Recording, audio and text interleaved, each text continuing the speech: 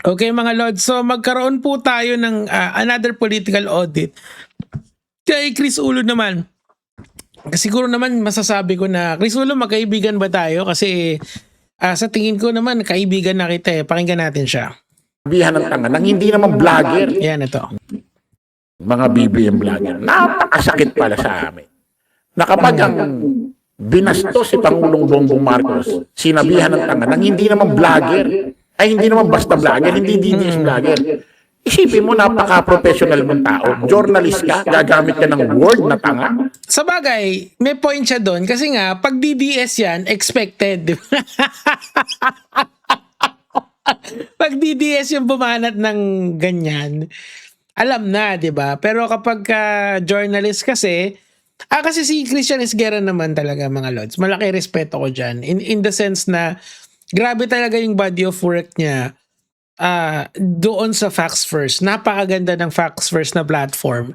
Kasi pinapapakinggan lahat ng side dyan. And, pero, gets ko yung sinasabi nila eh. Kasi nga, una, syempre, love nila si Pangulong Marcos. And, ako naman kasi yung sa politika kasi talaga kailangan, hindi ka onion skin dyan. And of course, si Pangulong Marcos has been called a lot worse by a lot better, 'di ba? So ang sinasabi ko lang, naiintindihan ko yung pinagdadaanan ng mga BBM vloggers kasi ang iniisip kasi nila talaga yung mga kakampings, yung mga hardcore pings, kakampi pa rin si Marcos. With the exception siguro of Erice, si Edgar Erice, talagang yun talaga. True neutral yung tao na yun eh. Shoutouts kay Congressman Erice. Anyway, tuloy natin. Sa isang presidente ng Republika ng Pilipinas.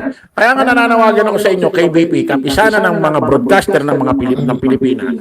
Grabe. Minsan si Ulo minsan talaga bumabanat siya ng ganyan kapag siya eh. Ano kasi si Ulo talaga, tawag dito, yung hugot niya sa puso eh. Yung mas hugot sa puso niya eh. Pagka, lalo na kay BBM. Di ba may rules kayo? Ano masasabi nyo na isang journalist ay gumagamit ng term na tanga at ina-address kay Pangulong Bongbong Marcos? Ano masasabi niya? Nag-FB ako, nag-live ako doon, kino-call out ko kayo. Ano masasabi niyo dyan? So tama naman yung point niya doon kasi nga I don't believe na ang isang journalist dapat ganun yung pananalita. I mean, kasi ganito eh. Ito kasi lagi itong lagi kong naririnig kay Christian Esguerra to. I watch him. Okay, pag vloggers kasi parang mas mababang echelon sa journalist. And I accept that.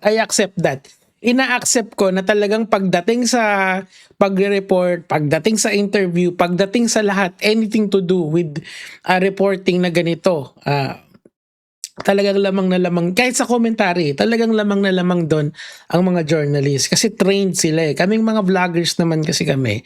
Mikropono, camera, internet. Let's go. G na yun. Yung iba nga cellphone, internet, G na agad eh. 'Di ba? So, ibig sabihin, yung barrier of entry sa pagiging journalist napakataas. Gets nyo? And pinaparamdam na naman rin sa amin ng mga ibang journalist na talagang ibang level sila sa amin. And I accept that. I accept that humbly. It's a very humbling acceptance that I am willing to take. Na saludo ako sa lahat ng journalist, 'di ba? So, sinasabi ni Ulo dito, wag kang bumaba sa amin. Hayaan mo kami rito. Teka lang, kulang ng bonus. Hayaan mo kami dito, Mr. Esguerra. Tuloy na natin. Hayaan mo kami rito. Hayaan mo kami magrambulan dito. Nakasakit pala sa amin. Na kapag ang binastos si Pangulong Bongbong Marcos, sinabihan ng tanga nang hindi naman vlogger, ay hindi naman basta vlogger, hindi DDS vlogger. Isipin mo, napaka-professional mong tao. At saka ang masakit din kasi talaga, sobra na yung natatanggap na insulto ni Pangulong Marcos. Totoo lang. Whether DDS ka hindi, di ba? Parang nung panahon ni Duterte, may mga criticism yung si Lenny, pero it's more on the issues eh. Walang name calling eh. 'Di ba? Wala. Yung fentanyl nga, ngayon lang natin si Boy Fenta, karton. Ngayon lang talaga nagkakalakas ng loob magsalita ang mga tao. laban kay Duterte because of what Marcos did. Essentially, wala siyang kinakasuhan ng hindi sumusobra, 'di ba? Pansin nyo. Pero gets ko yung hugot ni Ulo rito eh. Natuwa ako rito, pinanonood ko kasi siya kagabi. Sabi ko, "Tsa, ang ano ni Ulo talaga pagdating kay Pangulong Marcos eh, talagang love na love niya." And naiintindihan ko talaga yung pagmamahal niya kay President Marcos kasi ano to eh, isa to sa mga nung kay Mima talaga. Sobrang yung community nila talaga sobrang woven talaga. Para silang pamilya. Ganun. Nag-aano na sila. I believe sinasama nila ako sa Japan eh, kaso nahihiya ako, totoo lang. Kasi hindi naman ako BBM vlogger. Baka kasi ang mangyari, yung iniisip kong imamanok ni Pangulong Marcos eh hindi niya imanok, eh baka magkaroon kami ng sagutan pagdating sa ano. Alam mo yun. Ayoko namang makasira dun sa samahan namin. Yung at least yung nabuo naming samahan kahit papaano sila nila Boss Mike.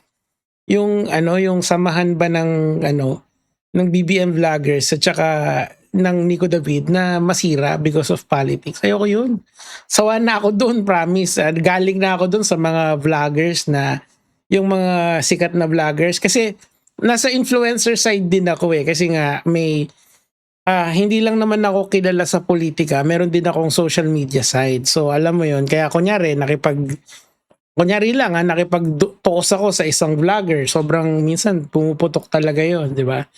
Pero ngayon kasi na mas gusto ko sa politics kasi nga yung community ng politics talagang masaya.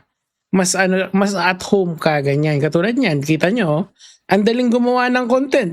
Magpo-political audit lang tayo kay Atty. Claire, magpo-political audit lang tayo kay Chris Ulo, kay kanina, kay Alfred, di ba? So, alam mo yun, madaling maghanap ng content and gusto ko rin kasi yung kayo mga nanonood sa akin, just nakita ko talaga, ginadji kayo pag about kay Pangulong Marcos. Ibig sabihin talaga, yung 31 million ni Inday, kalahati nun kayo. Di ba? Hindi lang kay Inday yun, di ba? And kung matutupad yung mga pangarap ni Nico David, kailangan namin kayo sa mga susunod na laban. Sana matupad yung pangarap ko. Pero kung hindi naman, yung pagkakaibigan ba, ikikip ko na. So ako, ang resolution ko sa sarili ko, hindi nyo ako kailangan gayahin. Due date. Magantay ako ng due date. Naglagay na ako ng due date. O eto, bago mag-October 2027, Pangulong Marcos, show me what you got. Until then, maghihintay ako. Sandali na lang yun. Di ba?